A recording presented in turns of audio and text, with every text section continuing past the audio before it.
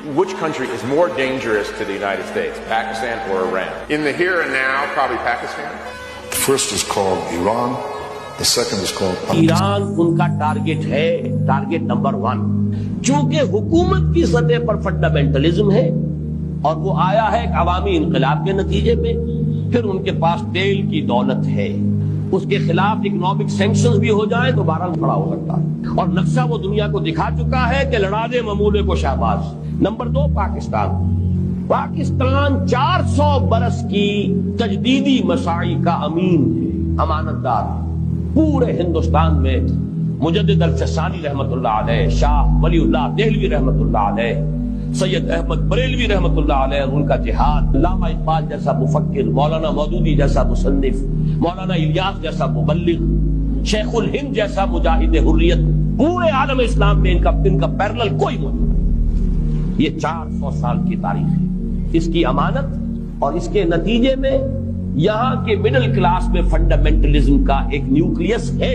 अगर middle class में fundamentalism का बारूद मौजूद है तो किसी भी वक्त इसके अंदर जो है वो कोई धमाका हो सकता है। दूसरी बात जो उनके लिए एक एतबार से टारगेट नंबर 1 हमें बना रही है, वो हमारा एटॉमिक नो हाउ है, पूरे आलम इस्लाम में और किसी के पास नहीं।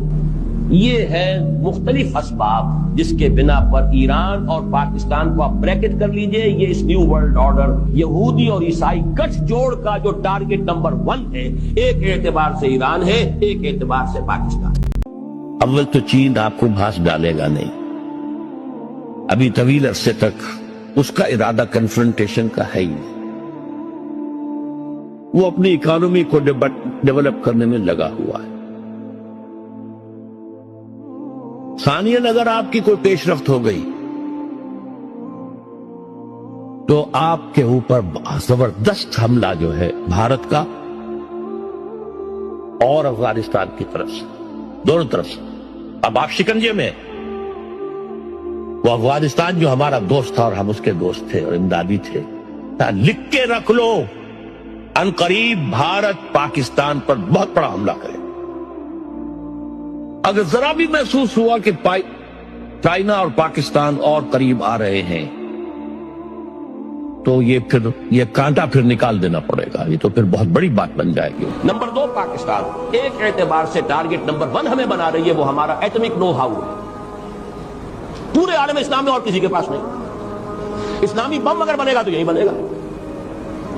ये है मुख्तलिफ असबाब जिसके बिना पर ईरान और पाकिस्तान को आप ब्रैकेट कर लीजिए, ये इस न्यू वर्ल्ड ऑर्डर या आज की मेरी गुफ्तगू के हवाले से यहूदी और ईसाई गठजोड़ का जो टारगेट नंबर 1 है, एक एतबार से ईरान है, एक एतबार से पाकिस्तान। मैं हैरान हूँ कि डॉक्टर इसरार इतने साल पहले चीन के बारे में ये प्रेडिक्शन कैसे कर सकते हैं। वो चीन के साथ मुआहदे पे इतना जोर क्यों देते थे? पाकिस्तान को अपने दिफा के लिए क्या करना होगा, आइए सुनते हैं। ये भी जरूरी है कि फौजों को मुस्तक़िल रखिए, अअद्दू लहुम मस्तताअतुम, हर मुमकिन दिफाई असलहा फराहम किया जाए, हर वो ज़र्ब की पूरी कुव्वत बल्कि बढ़ाया जाए।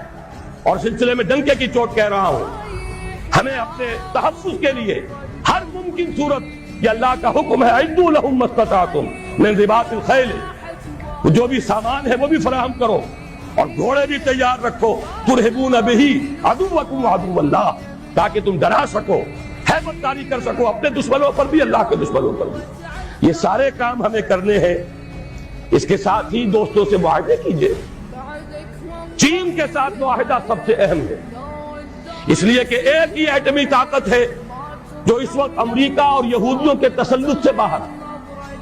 बाकी भारत के साथ जो पींगें बढ़ रही हैं, भारत ने जिस तरह उनका सारा माशी निजाम जू का तू कबूल कर लिया, जिस तरह उसने मल्टीनेशनल जो कॉरपोरेशन है उनके लिए अपनी मार्केट खोल दी है, अब वो तो उनके लिए कोई अजनबी मुल्क नहीं रहा, उसकी वो गैर जानिबदारी खत्म हुई, लिहाजा उसका नतीजा वही है।